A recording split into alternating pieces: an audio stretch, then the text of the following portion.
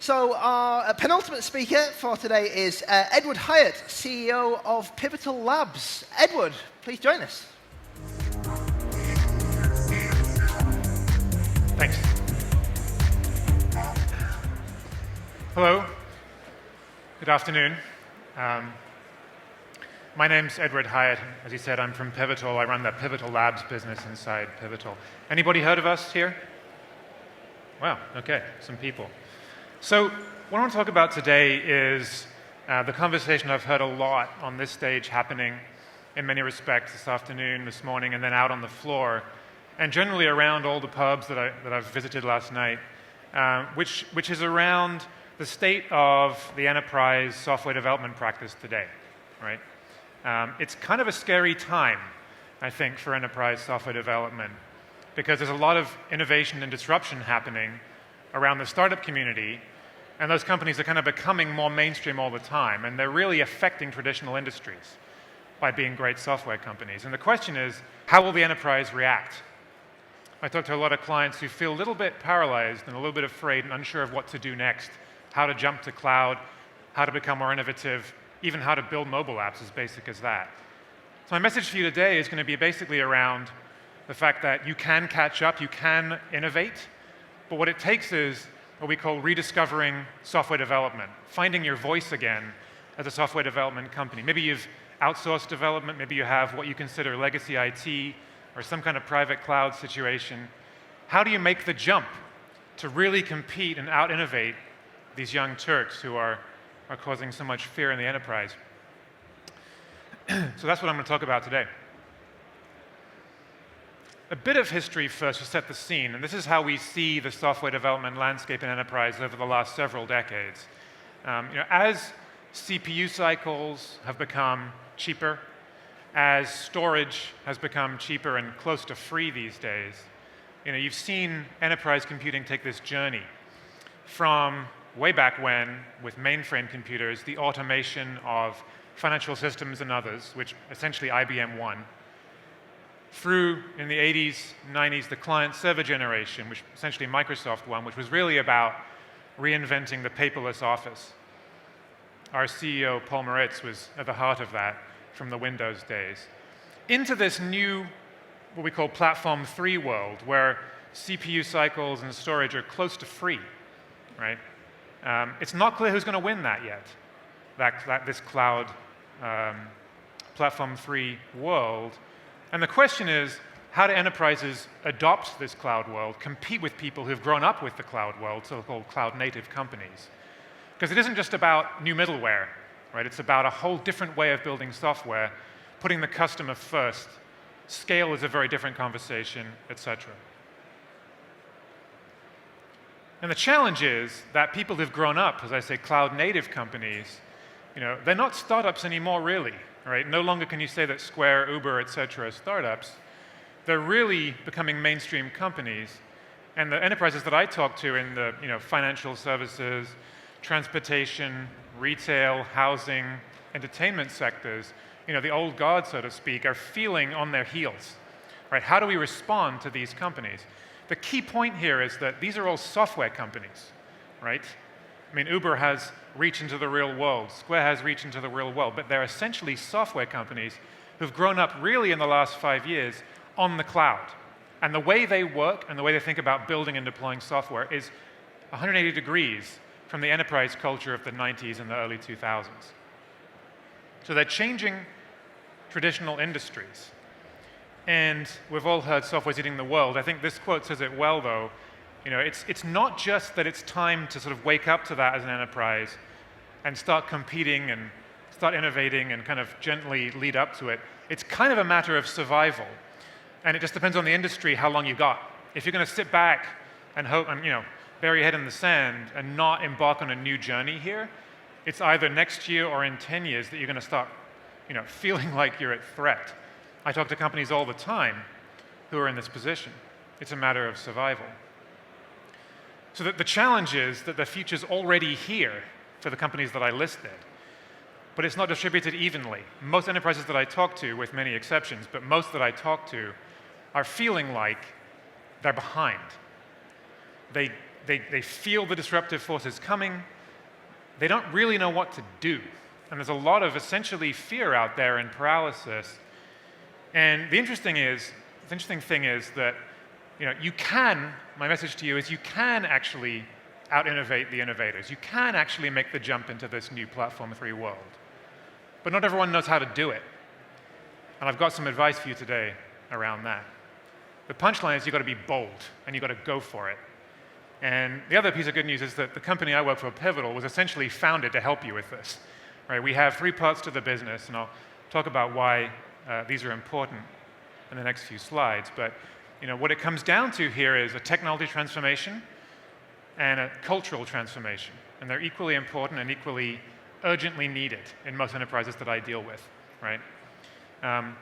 We've got a strong point of view on the fact that platform as a service is a key element to your technology transformation, and a strong point of view that big data software, analytics software is key to your application development over time. And then perhaps most importantly, of course I run this part of the business, so I would say that, the cultural transformation towards a true agile development process that actually works and can take hold in an enterprise, that isn't just fantasy, that isn't just about having some Scrum Masters, is key. You can't just buy these products and then say you're a Platform 3 company that'll out-innovate Uber. You've got to make a cultural transformation in how your product people think and how your engineers act every day. So that's my setup here. That's the context I'm talking about. And like I said, many companies that I talk to are right in the middle of this problem. I like to talk to companies, though, about getting back to basics. Right? If you're going to be an innovator again, if you're going to bring your development process back inshore into your own walls and rediscover software development, let's talk about your goals. Right? Your goals are to serve a business and a product team as an IT organization that wants to move quickly, that wants to change direction based on customer feedback, market conditions, competitive analysis, right? And there's no notion anymore of a 6-month release cycle or a 2-month release cycle. There's the notion of a daily release cycle. That's what the business actually wants. And so they want to go fast. They want to go very fast compared to how you maybe have seen in the past, so that you can change direction and get feedback and put new features out daily. But one thing I never hear talked about anywhere near enough is that fast isn't really it. It's not just about fast, because we all know, by the way, that fast means sometimes fast and sometimes mysteriously slow. It isn't really about that. It's about software is being built always. It's never done. Every day you're building new stuff. So what becomes most important, I would say, is yes, fast, but predictable.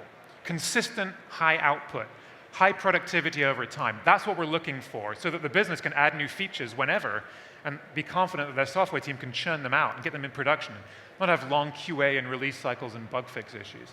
That's our challenge, right? Predictability is critical for these kinds of reasons. How realistic is the release in 2 weeks? There shouldn't be any surprises if we're going to try and out-innovate the innovators. Is a request to scale it up to 10,000 more users realistic, or is it going to be re-architecture time? It can't be. There's no time to waste. Right? Are there going to be bugs that slow down feature development? No. You don't see Facebook not releasing one day because there's bugs to fix. Right? So it's this world we've got to move towards. And the challenge, of course, is this is hard. It isn't a waterfall cycle. It isn't even a 2-month waterfall cycle. It's some kind of agile waterfall cycle on the order of a few hours at a time. Right? So it's hard. And my advice to you all is to think of the solution in 2 respects. First of all, encompassing the whole idea is that it's a transformation of yourselves. It's a rediscovery of what software development is about. Right? It's having your own development team that's empowered to work bottoms up and innovate. And for that, you need a tech transformation and a cultural transformation. And in terms of tech, my strong advice to you in this new cloud world is to get unparalleled, right?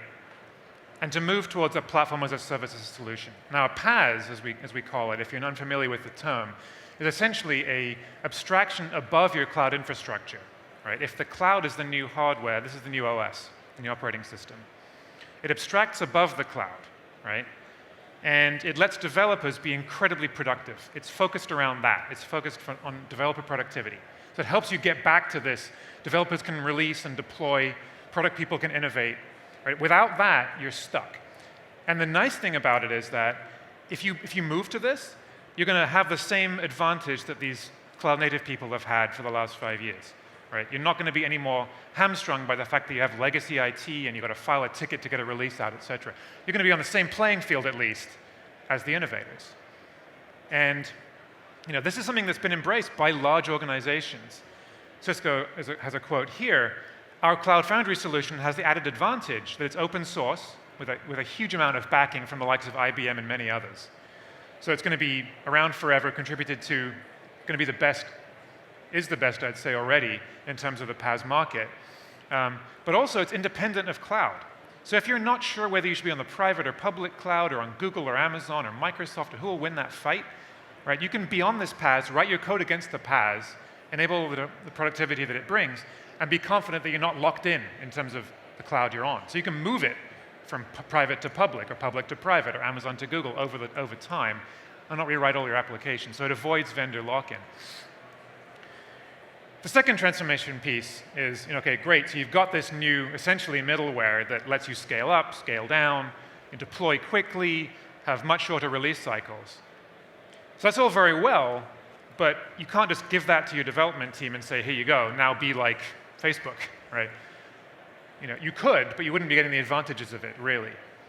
So the other key piece here is how do you transform your development, product management, QA culture to act like the innovators. And my advice to you on this front is, again, kind of be bold. Move to a PaaS, define a software development process. Define some key pillars, right?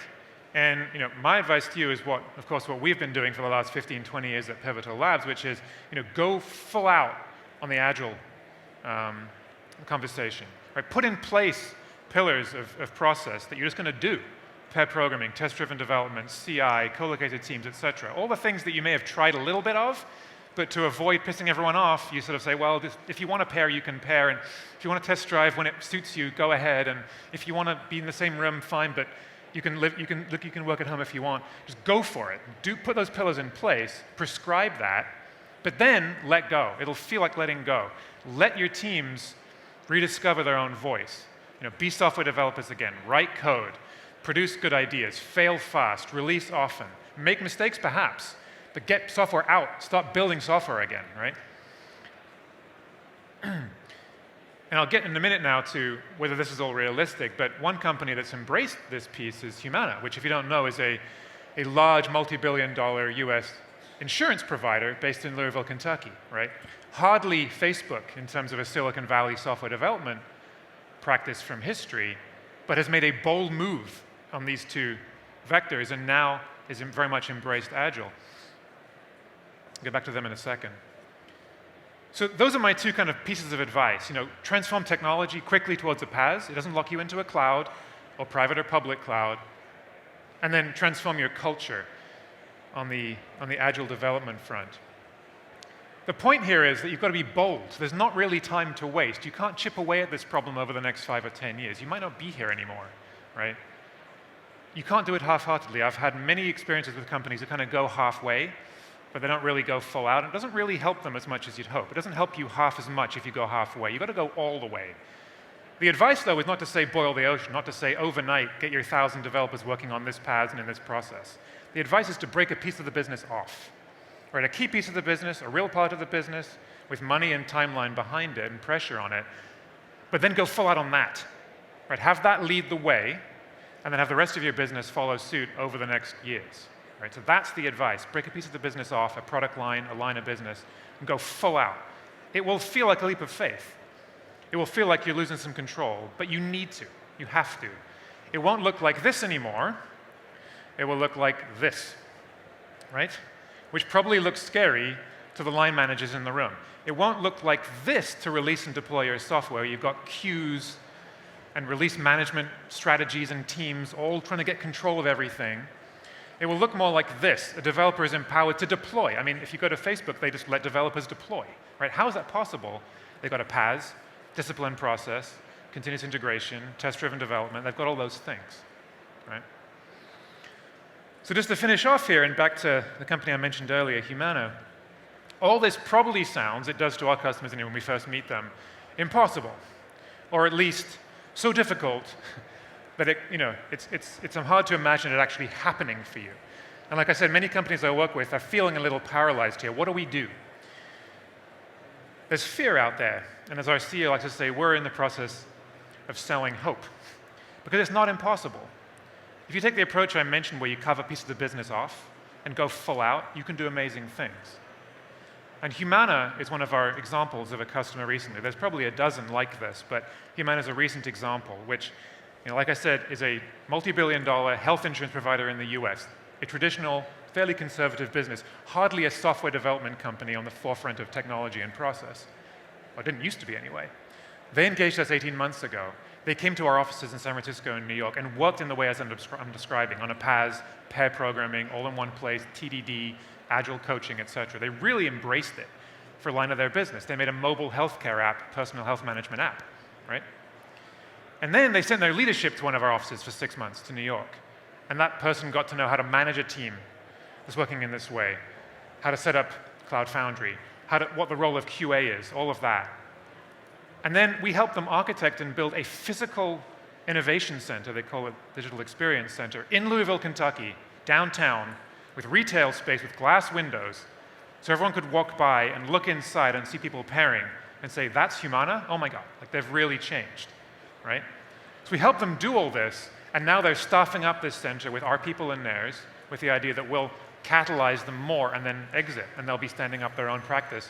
And over the long term, they'll pull in more and more of their people to all ultimately work this way. And they've had fantastic success, right? So you can do this, but it takes creative thinking about what part of the business to carve off, and it takes bold action to move to PaaS and agile cultural transformation. So again, message to you is, you can catch up, and you can out-innovate, potentially, the disruptors. But you've got to rediscover what software development means to you, right? You need some coaching to get there, but you can do it. And that's what we're in the business of doing. So thanks.